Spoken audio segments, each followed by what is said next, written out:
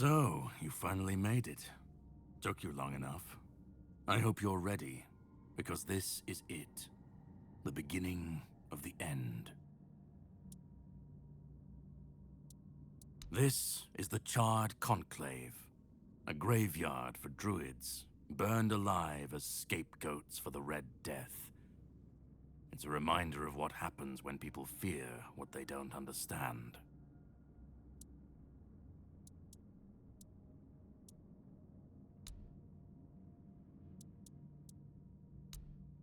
Well, first, you're going to meet my former employer. We don't see eye to eye anymore, but we both realize that our collaboration yields results, as shown by you being here.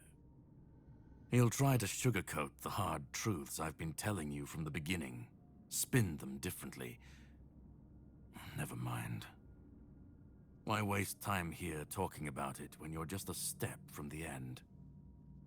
It's best if you just go forth and see for yourself. To greet you, I was once where you are now. A knight with questions, searching for answers. That search led me to this place. And here I found my answers. Now it's your turn. They spoke out. They should have stayed silent, kept to their herbs and potions, but they didn't. They believed their ancient knowledge, ugly and painful truths from times long past, could save Avalon from the plague. And maybe they were right. But people don't want the truth when it's covered in blood. Cruel rituals, sacrifices, hard choices in search of real results. They called it wisdom, knowledge gleaned from the weirdness itself. But to the people, everything they did was unnatural, costly, and frightening. The druids believed their results would justify the costs. They thought Avalon would see them as saviors. But the people didn't understand, and fear turned to fire. The Red Church and their politicians made sure of that. the druids became a convenient enemy, a way to shift the blame and tighten their grip on power. It's always so simple, so banal, isn't it? Well, death doesn't always mean an ending. It was a sacrifice so costly, so cruel, so pointless, that it tore a rift in the fabric of this world. An ultimate wound. And so you're the closest you'll ever come to seeing the true shape of this world. Just remember, this is the point of no return. Once you've stepped through, there's no going back. But if you've come this far, I suppose you already knew that. Go on. He's waiting for you.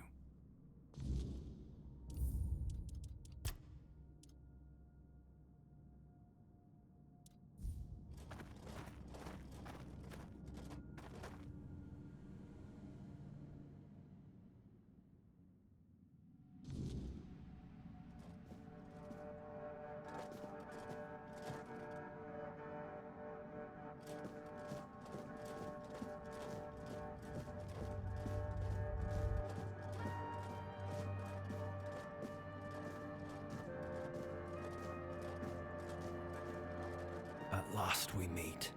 I've heard much about you. Your choices, your determination. Caradoc isn't easily impressed, but he was impressed with you. Few dare to seek the truth buried in Avalon's shadows. Fewer still make it this far. I was the first. Caradoc followed when my brethren burned and the tear opened. And now, here you are. A truly rare and joyful occasion. Oh, forgive my lack of manners. I am Orin, the last apprentice of Merlin, and the last archdruid of Avalon. I've carried the weight of this land's secrets longer than I care to admit. But names mean little. What matters is the task before us. What lingers here, it's older than Avalon. Older than anything we know. What you see is the beginning of weirdness itself. Its purest form, raw potential, unshaped by anything but its lack of boundaries and limits. Beautiful, isn't it? Oh, precisely the opposite of what Caradoc wants. I want you to help me resurrect King Arthur, properly this time. Ridiculous, I know. But yes, that's what it boils down to. At some point, we stopped seeing eye to eye and chose different paths. Ultimately, though, both our paths led to you. Yes, please let me explain.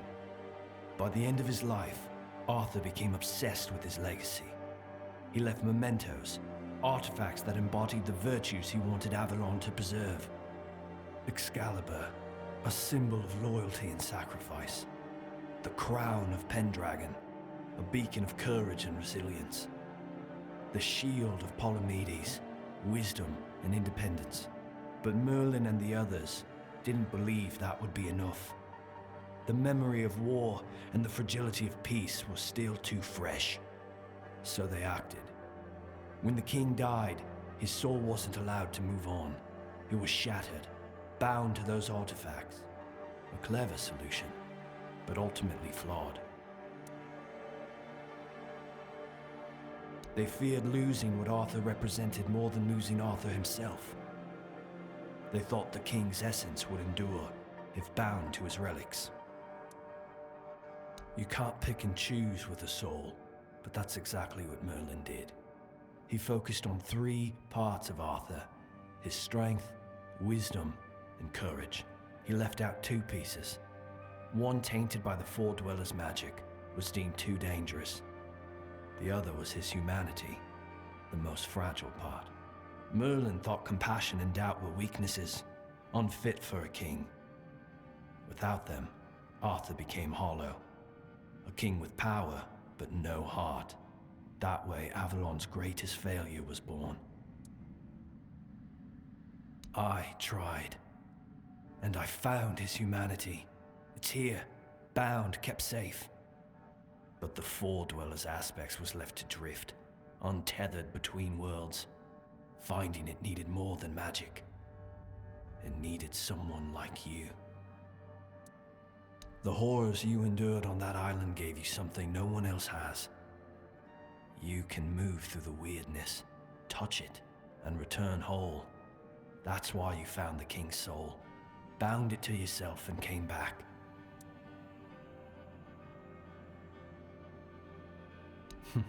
You flatter me. No, I couldn't have predicted all of that.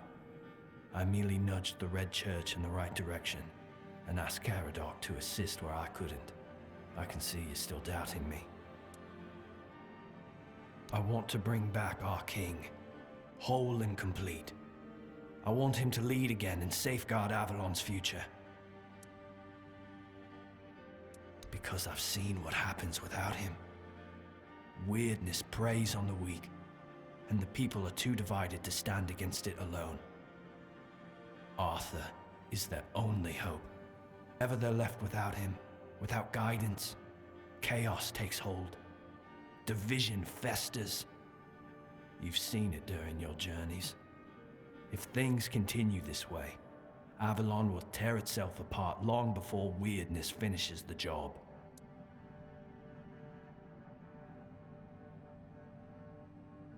Then Avalon falls, and with it everything we fought to protect. But I don't believe I'm wrong. Help me bring the king back, whole and complete. That's all I ask of you. Now you need to go further. I made my case. Please keep in mind this is the only way for Avalon to survive.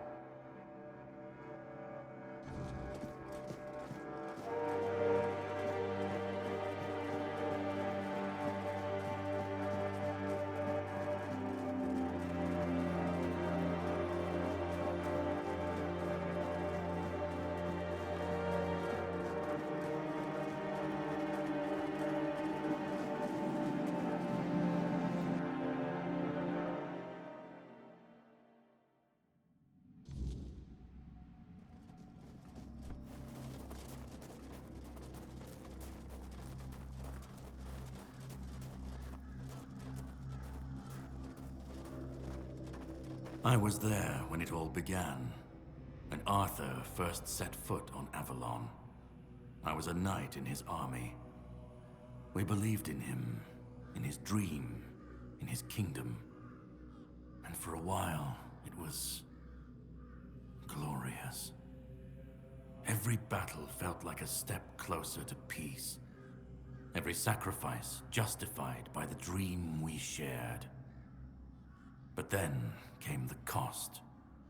The war crimes, the impossible decisions, the massacres, slaughters, and irrational cruelty. We turned from knights into butchers, all because his dream demanded it of us. At first I told myself it was necessary, that it was the price of building something great. But the longer it went on, the harder it was to believe. That's when I realized Arthur wasn't a god, a savior, or a king. He was just another man, no different from the rest of us.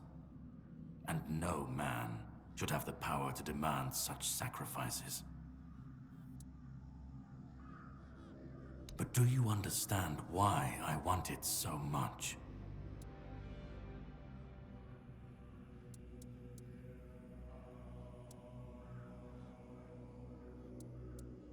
I'd like to believe that after 600 years I've moved past pettiness. You need to understand that people thought, and still think, that he was more than human. But he wasn't. He made mistakes, just like any man. And the cost of those mistakes was always paid for by others. I've seen what happens when people cling to kings and myths. They wait, they follow. They waste their lives on promises that never meant anything. But that's not my problem. I'm not here to fix Avalon or to free anyone. What comes after doesn't matter. Let it all burn. Let it rot. Let it rebuild. I won't be here to see it.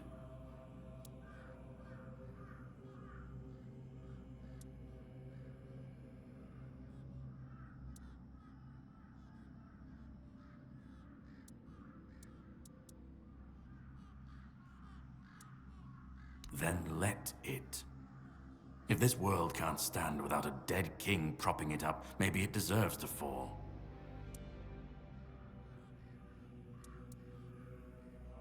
Call it chaos, call it freedom, I don't care. Let them rise, let them fall, let them tear each other apart. I just want to watch it all come down, to see the last lie collapse under its own weight. What comes after, that's for the ones still standing to figure out.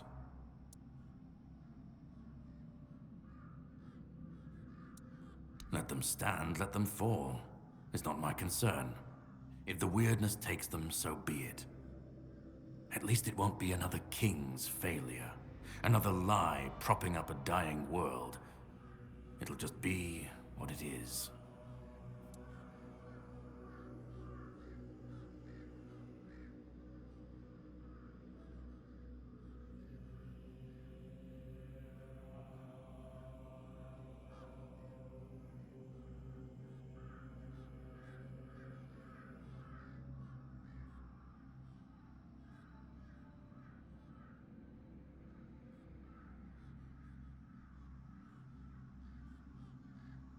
Arthur's the only myth that still holds weight. And when he's gone, the rest will rot with him. A puppet king, another empty throne, none of it will last. Maybe they'll keep pretending for a while. Maybe they won't. I've lived longer than any man should. Seen more than anyone should ever bear. And I've waited centuries for this moment, this chance, to end it all. To end him.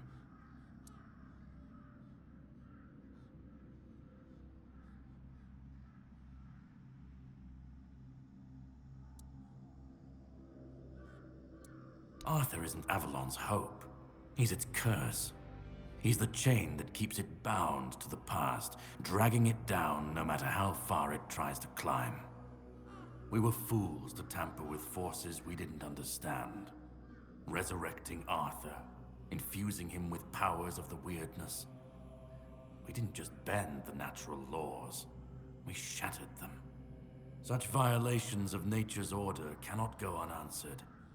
The bill comes due, sooner or later. Always. This cannot be allowed to continue. Listen, it's taken longer than I ever imagined, but now, here we are. You've done what no one else could, what even I couldn't do. You've brought Arthur's soul back together, almost complete, but not quite. And because of you, I can finally finish what I started centuries ago.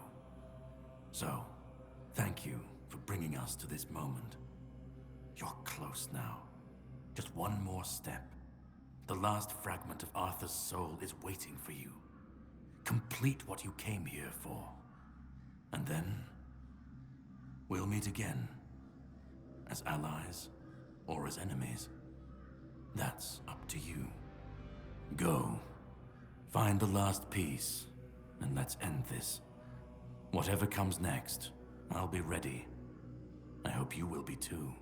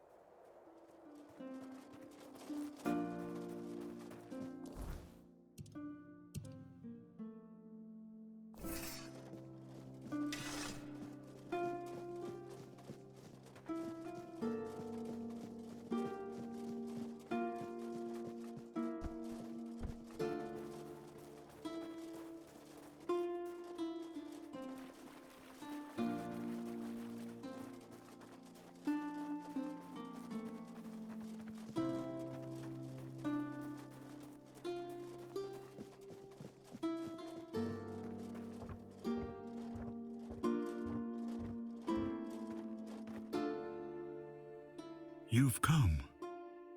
The one who carries what's left of me. Please, don't come any closer. Don't force me to think about coming back again. Just let me finally die. Because I've had enough. Enough of being torn apart and stitched back together. Enough of being used, shaped, and forced to be something I'm not. Do you know what it is like to be a king of nothing? To see the people you swore to protect suffer because of your choices? Or worse, in your name. I've seen towns burnt to the ground, families destroyed, all because someone thought it would serve the greater good. And they called it loyalty. They called it justice. I've been dragged through every dream, every lie they've built around me. And I'm tired. Tired of the weight, of the expectations, of all of it. And most of all, I'm tired of failing.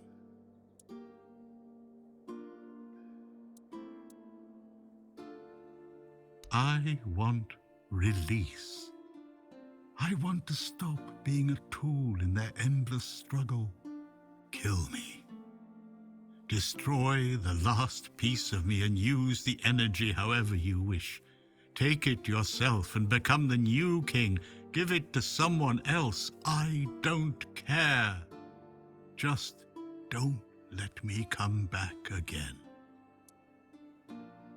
Orin wants a king, not me. He doesn't see the broken man behind the myth. He sees a symbol, a weapon to wield against the weirdness. But symbols aren't people. They're empty. And the more they're used, the more they hollow out the one who carries them. That's all I've ever been to Orin and the Druids. Do you know what it's like to be a weapon?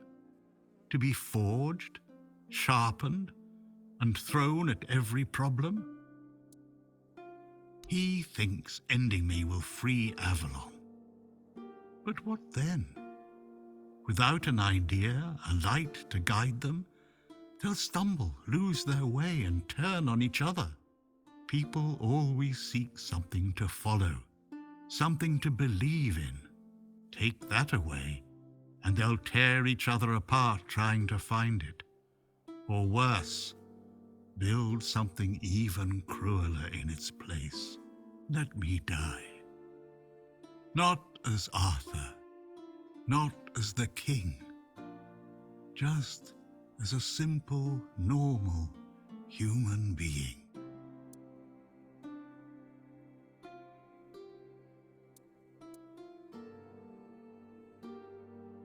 Another way?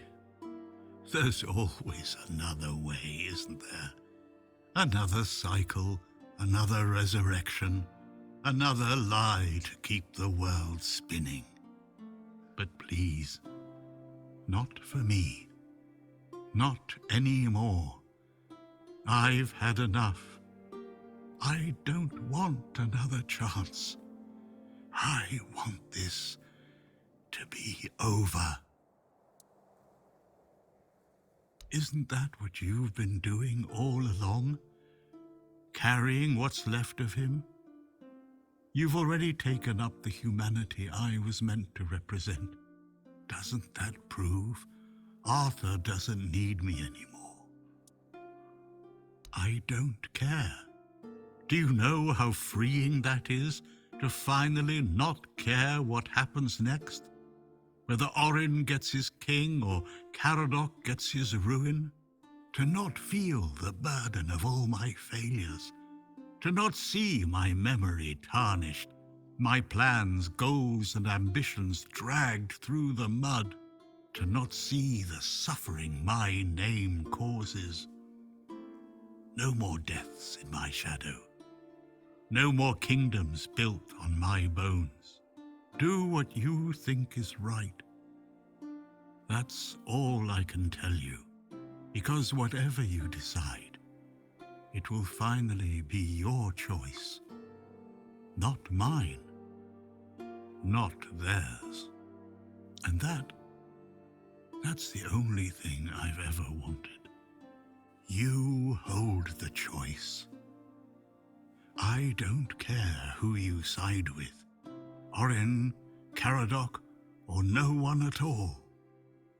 You have all of my soul. Use it. Take it for yourself, or give it to someone else. I don't even want to know. Do what you will with it. Just let me go. Let me finally rest. Let me die. Please.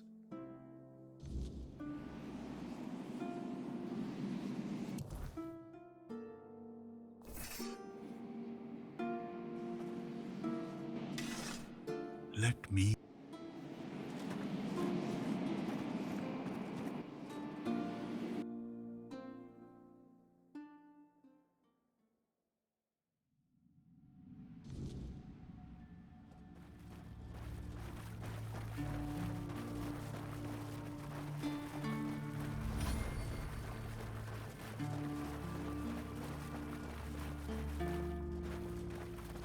Help me bring the king back. Whole and now you need to. I made my case. This is the only.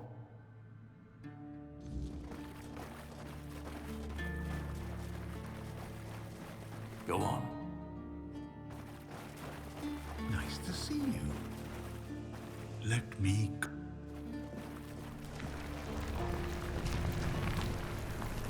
You carried a dying king across the bones of a dying world. Now you stand before what started it all. An idea. I am the reason there must be an ending. I do not guide. I do not judge. I exist so that something can be chosen. I do not offer meaning. I require that one be made. You have brought all things to their conclusion. Now, decide what must remain. Choose, and let the shape of the world follow.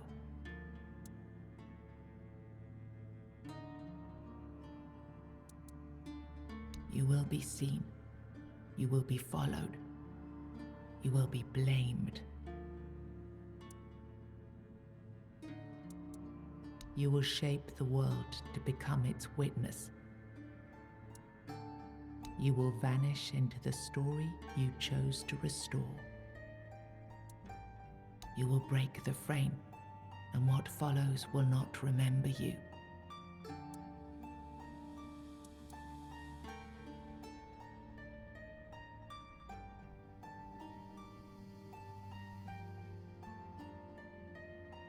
Then the idea shall be claimed, its shape worn, its burden made yours. But first, you have to bring silence to what refuses to be forgotten. If this is what you want, then take it, my friend. But promise me you will learn from my mistakes.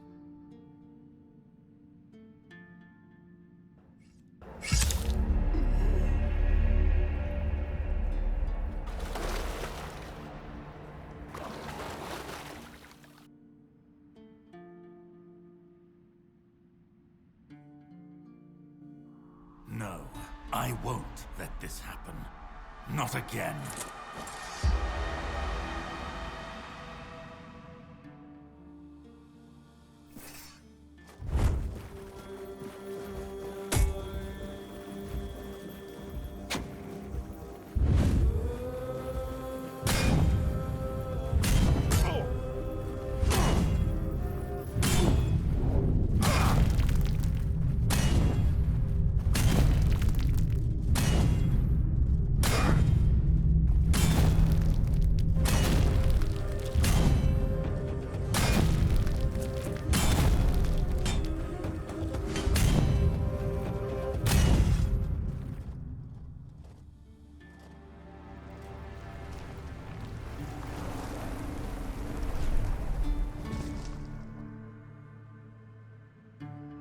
You think any other human could wield this power?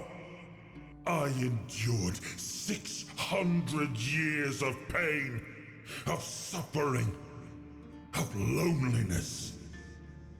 I made the sacrifices, me! And now you think you can take it from me? The hubris. No. I reject your claim. I will reforge Avalon. Perfect this time.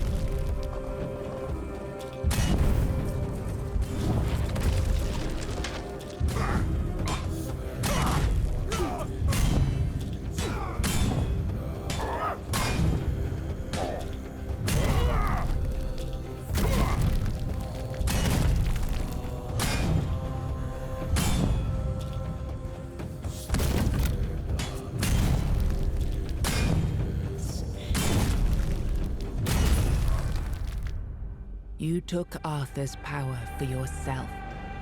Whatever drove you, need, ambition, or will alone, the strength of a king was now yours to command. Maybe you weren't ready. Maybe nobody ever is. But you decided to try. It's a heavy thing, trying to do right where others have failed. Still, you stepped forward, carrying the soul and every choice that brought you here. You ruled not as Arthur reborn, but as yourself, flawed, resolute, untested. Avalon changed beneath your hand, and history will decide what that truly meant. In your absence, the South unraveled, its leaders gone, its people left to fend for themselves. The keep still stands, but not as a beacon, only as a reminder of the help that never came.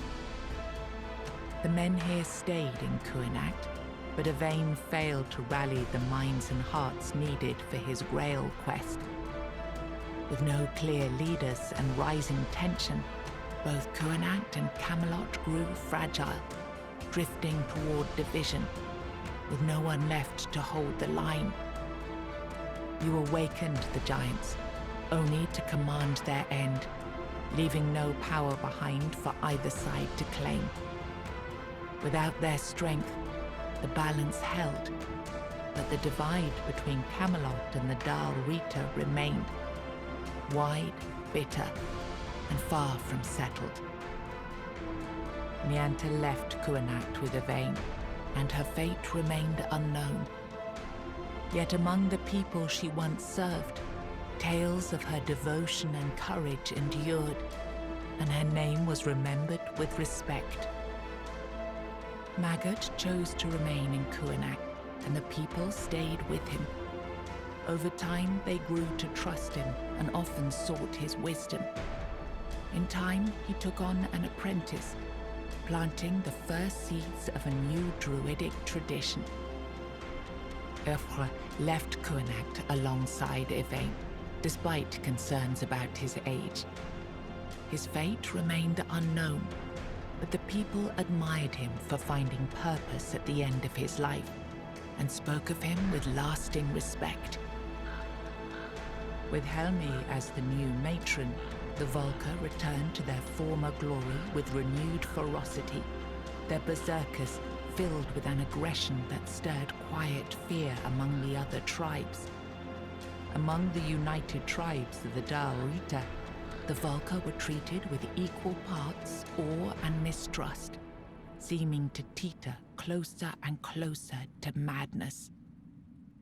Ingui turned away from the eternal sleep, choosing life over dreams. In time, she began to rebuild the Thoid among the living, planting the first seeds of a new future for her scattered people.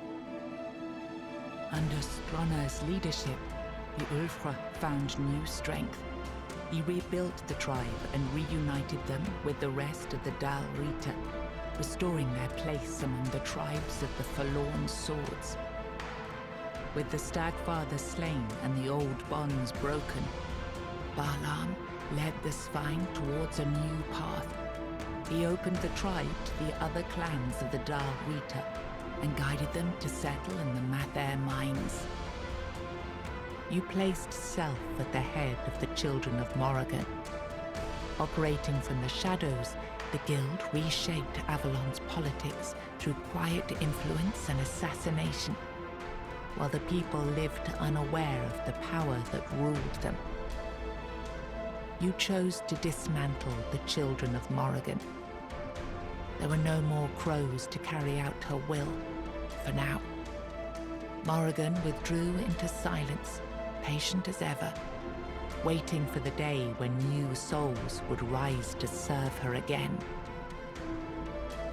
When the Red Death claimed you, Elisa withdrew from the world. Haunted by fear and grief, she lived as a recluse by the sea, choosing isolation over risking another loss.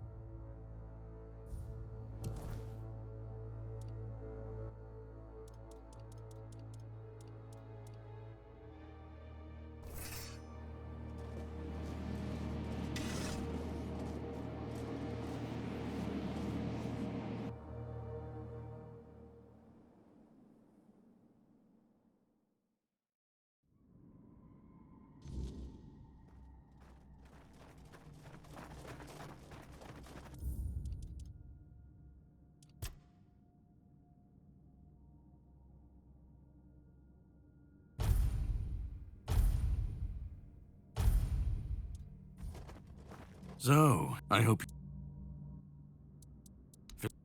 Ready? This...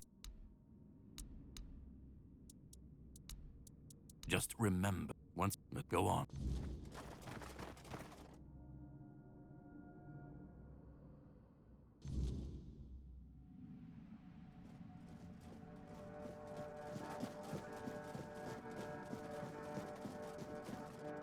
At last, few. I've carried. Well, it's. Oh, yeah, but they. He.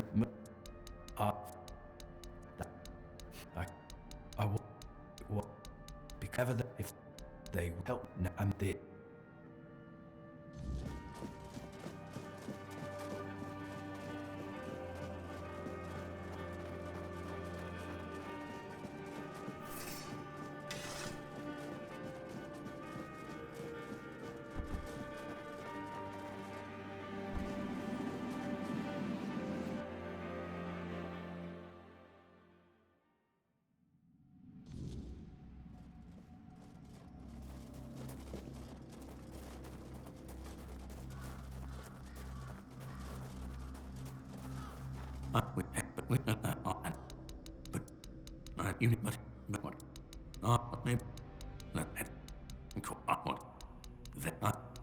And we such that you and good.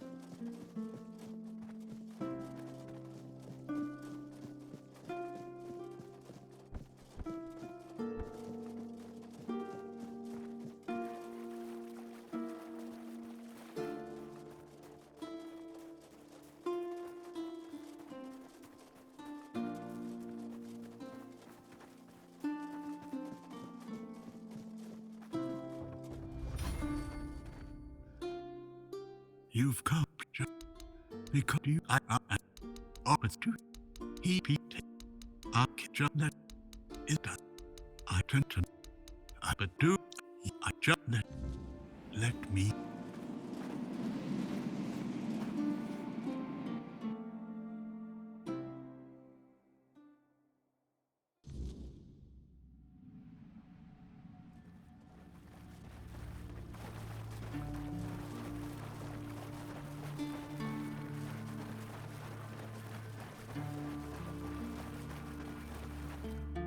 Help me, and they.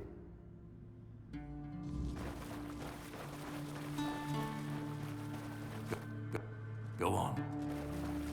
Are you doing okay? Let me.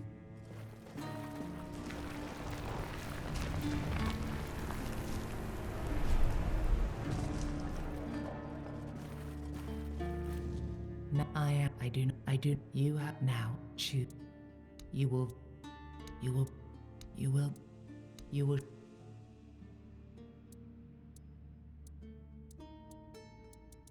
Then the idea shall endure, unquestioned, repeated, secured by return. I begged you not to do this. I begged you.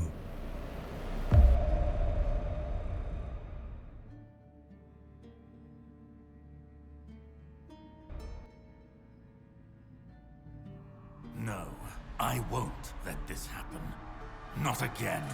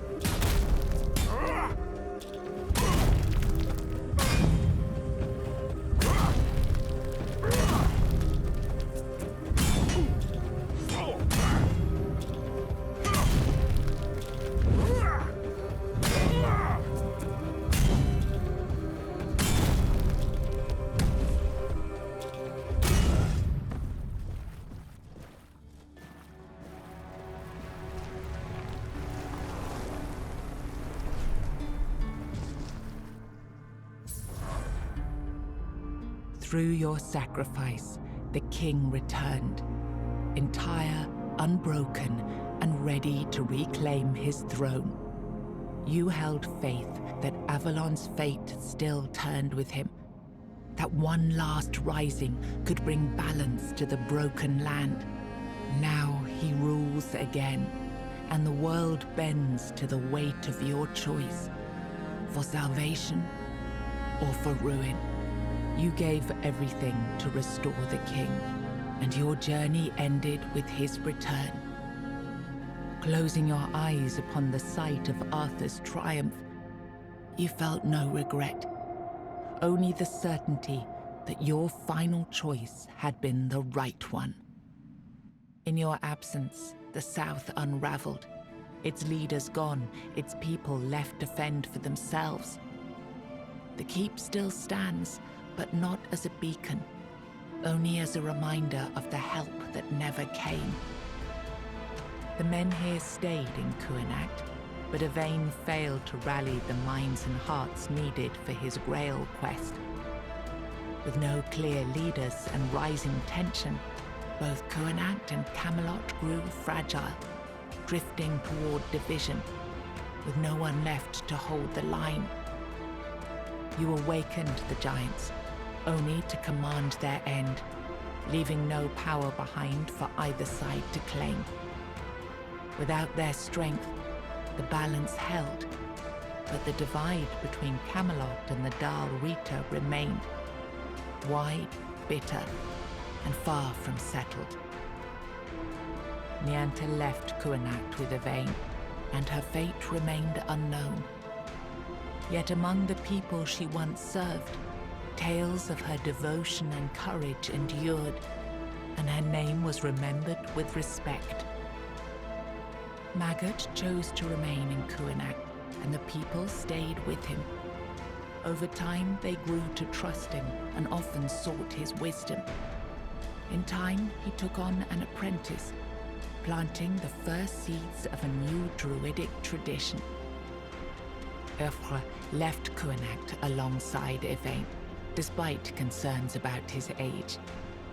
His fate remained unknown, but the people admired him for finding purpose at the end of his life, and spoke of him with lasting respect.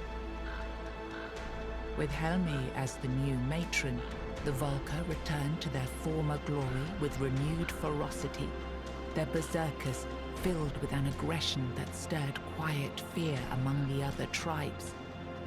Among the united tribes of the Dal Rita, the Volca were treated with equal parts awe and mistrust, seeming to teeter closer and closer to madness. Ingui turned away from the eternal sleep, choosing life over dreams. In time, she began to rebuild the Thoid among the living, planting the first seeds of a new future for her scattered people. Under Stronna's leadership, the Ulfra found new strength. He rebuilt the tribe and reunited them with the rest of the Dal Rita, restoring their place among the tribes of the Forlorn Swords. With the Stagfather slain and the old bonds broken, Balaam led the Svine towards a new path. He opened the tribe to the other clans of the Dal Rita and guided them to settle in their mines. You placed self at the head of the Children of Morrigan. Operating from the shadows, the Guild reshaped Avalon's politics through quiet influence and assassination, while the people lived unaware of the power that ruled them. You chose to dismantle the Children of Morrigan. There were no more crows to carry out her will, for now. Morrigan withdrew into silence, patient as ever, waiting for the day when new souls would rise to serve her again. When you rose as the new Arthur, Elisa rejoiced. She called herself your queen, though she remained in the safety of the seaside mansion, far from the struggles that shaped Avalon's future. When the Red Death claimed you, Elisa withdrew from the world. Haunted by fear and grief, she lived as a recluse by the sea, choosing isolation over risking another loss.